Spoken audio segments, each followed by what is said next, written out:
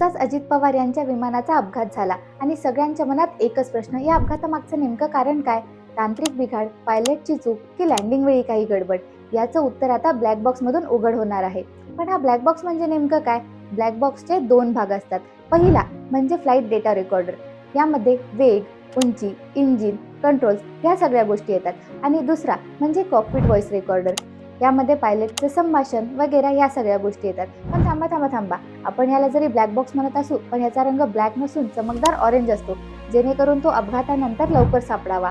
आग, स्फोट, पाणी सगळं सहन करूनही हा बॉक्स सत्य जपून ठेवतो. म्हणूनच कोणताही अपघात झाला तरी तपासाची खरी किल्ली तो असतो म्हणजे हा ब्लॅक बॉक्स. सध्या अजितदादांच्या मृत्यूनंतर सगळा महाराष्ट्र शोकाकुल झालाय.